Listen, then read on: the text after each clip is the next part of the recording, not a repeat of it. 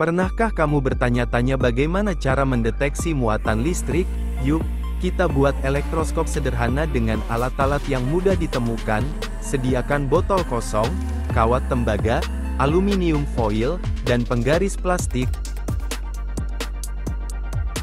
Potong aluminium foil kecil berbentuk daun, lalu lipat menjadi dua, sehingga membentuk daun-daun kecil. Lubangi tutup botol dan masukkan kawat tembaga ke dalamnya, dan tekuk kawat tembaga untuk meletakkan daun-daun aluminium foil. Pastikan daun aluminium berada di dalam botol,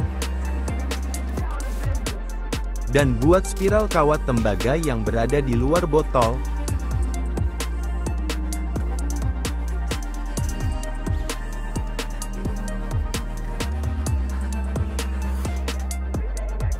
Sekarang, gosokkan penggaris plastik pada rambut untuk menghasilkan muatan listrik statis.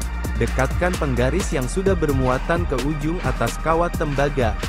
Lihat, daun aluminium membuka. Ini terjadi karena muatan listrik dari penggaris memindahkan muatan ke kawat tembaga, menciptakan gaya tolak-menolak pada daun aluminium.